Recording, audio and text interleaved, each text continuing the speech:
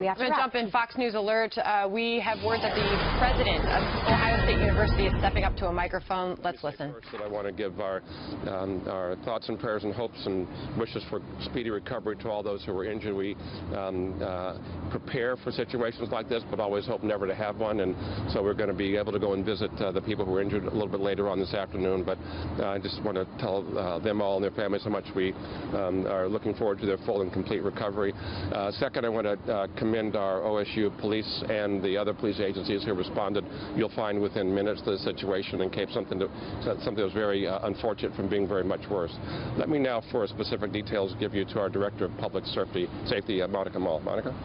Hi. We'll have more details for you later, but I could go, please. Yes, we at West 19th Avenue, west of College, on the North Academic Campus, in front of Watts Hall.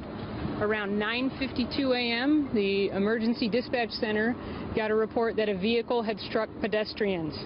At 9:53, an OSU PD officer called out on the radio that shots were fired.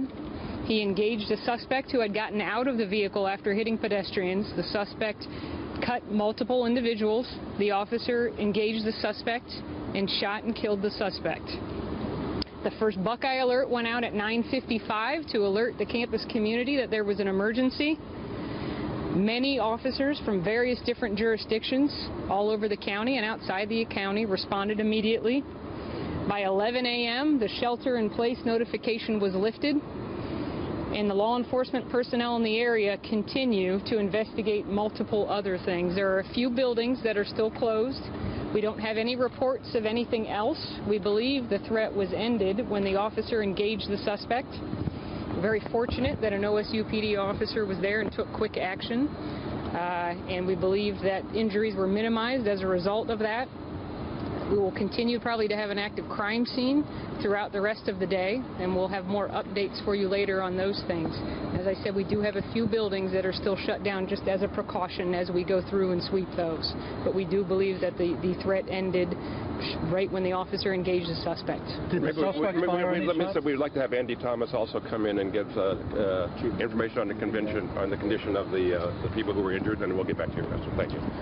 Thank you. My name is Andrew Thomas. I'm Chief Medical Officer for the Medical Center.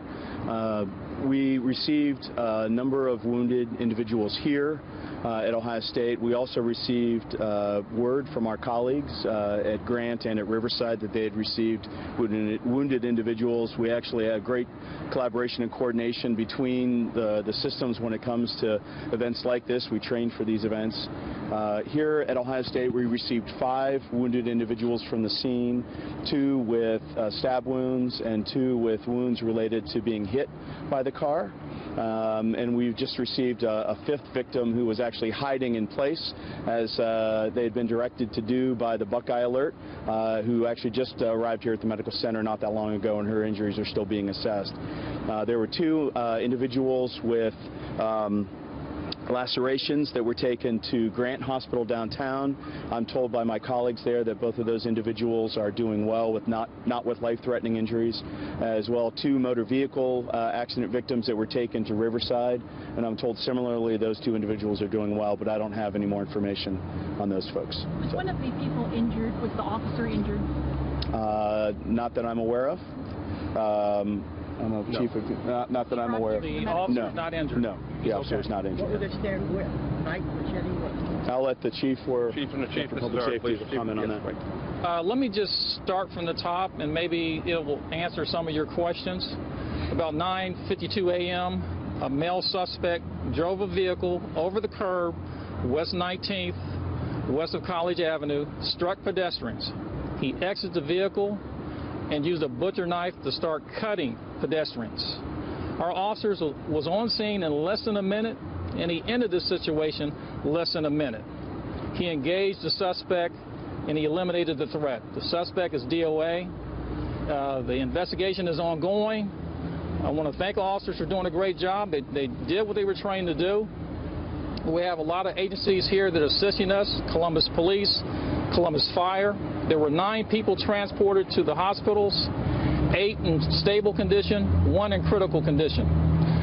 We have a lot of other agencies assisting us here: the State Patrol, Franklin County Sheriff's Office, FBI, ATF, We are making sure that we do everything we can to investigate this very thoroughly and not leave any hole unturned. Is the suspect have any other weapons? It's an ongoing investigation. We've recovered a butcher knife. The suspect is DOA. Is he an OSU student? That we will be able to provide you additional information when we have another press conference later. The investigation is still ongoing. Chief, is this a planned thing? Does this seem to be planned, and any indication this could be a terror attack? It's too early to say. The only thing that you can say, based upon common knowledge, that this was done on purpose, to go over the curb and strike pedestrians and then get out and start striking them with a knife. That was on purpose. Did the suspect say anything to the police officers? Ongoing investigation. Are there other suspects? As far as we know, there was one suspect, and that suspect is DOA. There were rumors of a second suspect, and we searched the Lane Avenue garage, and we could not find another suspect. We believe that there was one suspect, and we have that suspect. Was there a fire alarm pulled before this, and that's why some of the students were out on the sidewalk? Earlier today, there was a gas leak at a building, and so Columbus Fire was on scene checking that, and it was a valve. Which building? That was, I believe, Whitehall, the one at West 19th and College. So do we think that has any role in this at all? Still under investigation. What can you say about the injuries? What types of injuries? Maybe Andy would speak a little bit more about Sure. There were multiple injuries related to lacerations or cuts, most likely, as Chief said, from the stab wounds from the butcher knife. Then there were a number of people that had orthopedic and other soft tissue injuries related to being hit by the car initially. It's our understanding from the other hospitals, and it's our knowledge here, that none of the individuals appear to have life-threatening injuries at this time. Will they have to have surgery?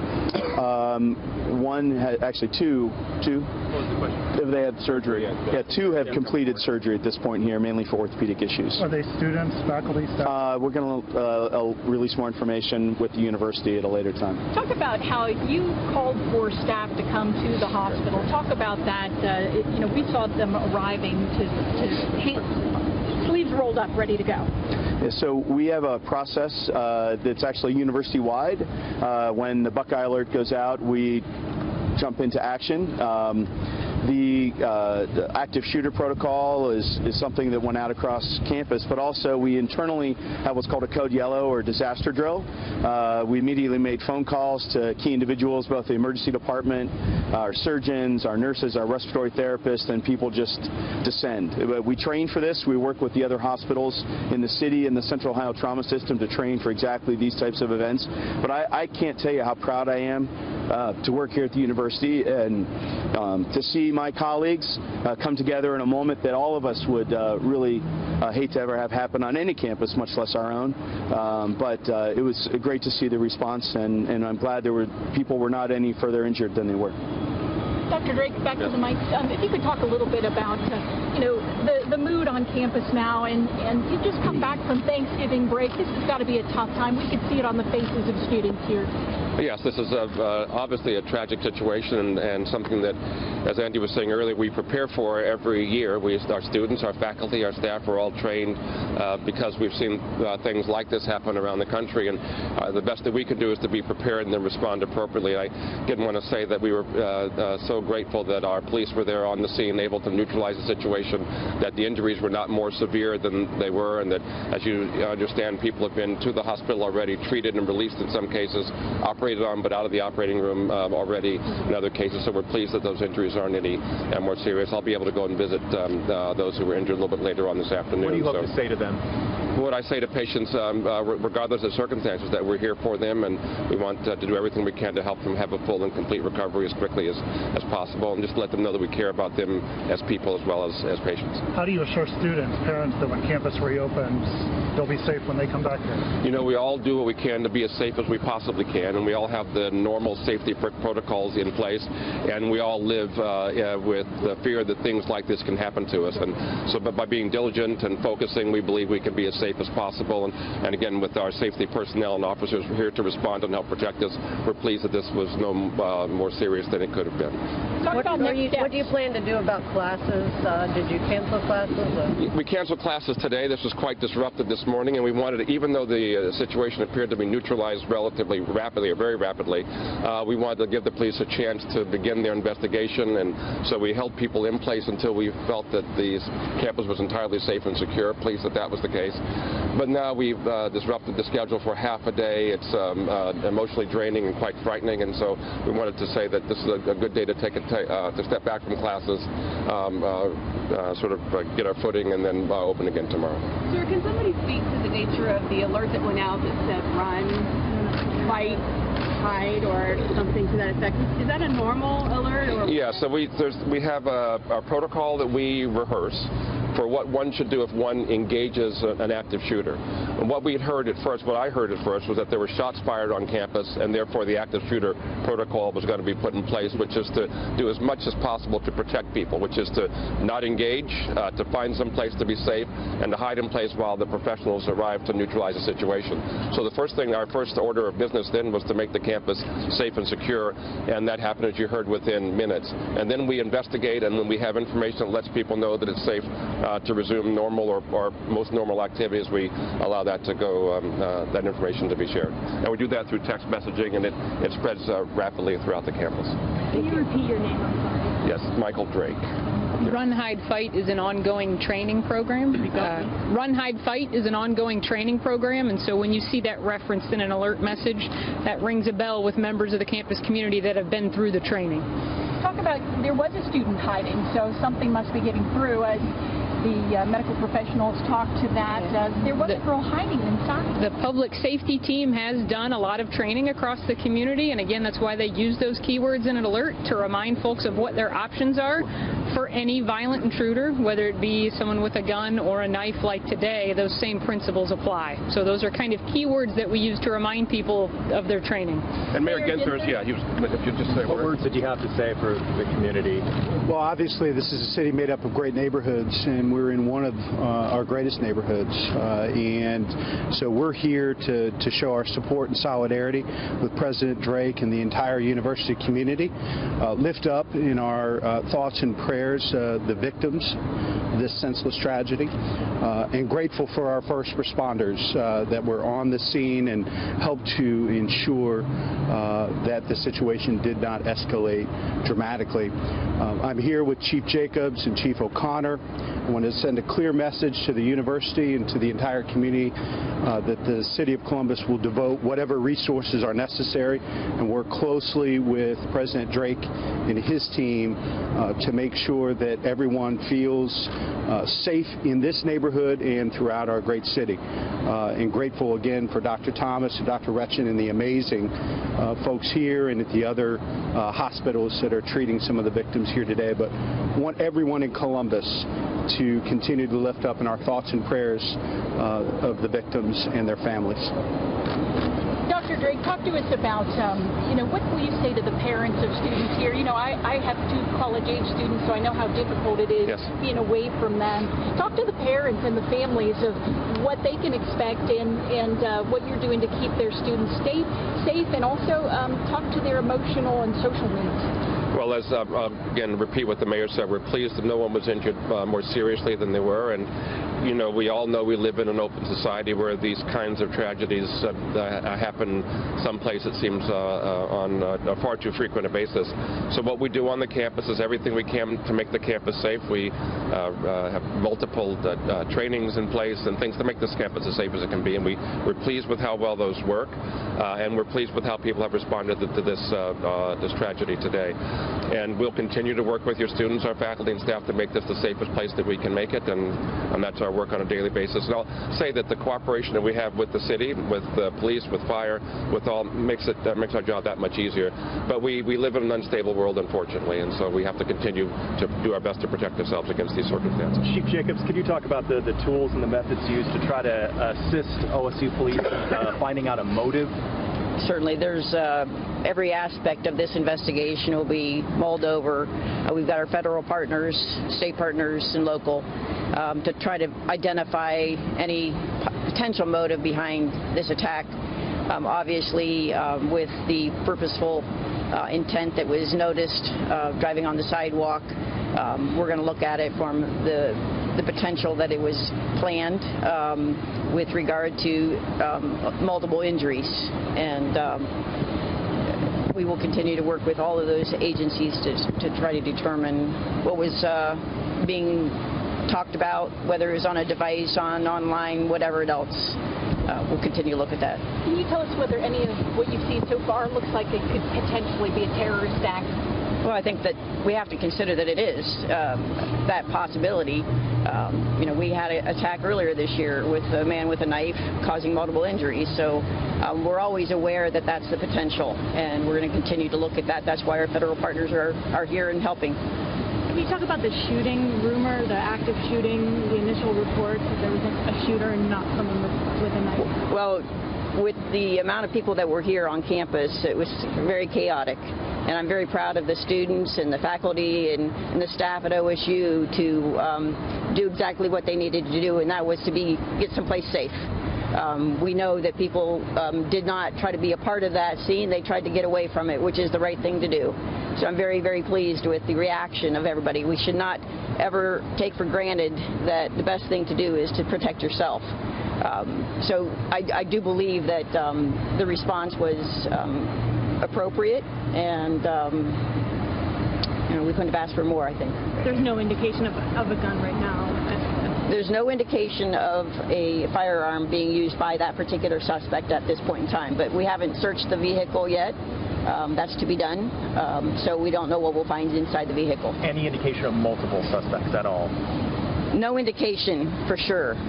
Reports of that are being checked out, but we have a lot of witnesses to interview with regard to the aggravated assault that the suspect did, and we'll continue to find out whether or not there were anybody else involved. Will you and campus police step up more police presence here on campus and throughout the city? That'll be up to OSU PD to decide about campus. We don't have any information that tells us that there's, a conspiracy going on. And we understand there were at least 2 people taken out of the parking garage in handcuffs. Can you address who they were? Were they just bystanders, suspects? Well, we believe that people, fled the scene and might have gone to their vehicles, and therefore they might have hunkered down when they realized that the police were going to search that building. It was pretty obvious that we were going to do a search, and until we know what their motives are, their intentions are, we're going to treat them as potential suspects. Are they still being considered potential suspects? Not that I know of. What more can you tell us about the one suspect who's deceased now? I mean, was he a student, was a male, female, age? Don't have enough information yet to release that. Can I ask a question to just clarify the number of folks who were injured? Someone was hiding and had later come to the hospital. So does that mean there's 10 injured in total? Or is that person included in the 9? It's included in the 9. Thank you, Dr. Yes. Who's lead investigator right now? Is it Columbus Police or is it OSU Columbus Police is investigating the aggravated assault caused by the suspect and the officer-involved shooting. Very, very, as Chief Stone said, I think you might have heard the pride in his voice that we're very fortunate that the officer was on scene so quickly and was able to deal with the situation so fast. We would like to tell students to please contact their loved ones, and the same with faculty and staff. They know they're safe, but their family members are probably seeing this on national media and do not know they're safe. So that would really help us out if they reach out and contact their loved ones, let them know that they're okay. That would be a great assistance to us. Have you been able to reach the victims' families to let them know what happened? I believe most of the victims have probably had a chance to do so. Would you say so? I can't guarantee that all have, but most of the victims were awake and talking when they were here, and I would expect to have had some contact with their family. Can any of you speak as to when the roads around campus, specifically 315, will see normal traffic flow? I thought we opened that up a while ago. Yeah. What about here on campus? The only thing that I think we're holding now is College and Woodruff and 19th down to that way. I believe Lane Avenue should be open soon if it's not already. Take one more question. Chief Stone, this might be for you. Did the officer warn the suspect that they were about to shoot? Was there any warning? Do you know? As far as I know, he engaged the suspect and commands were not followed, and the officer did what he had to do to stop the threat. Other than the attacker, was anybody shot? Not that we know of. Thank you. We'll have another update later. We appreciate it. Thanks very much. Thank you. Could we get a couple of names of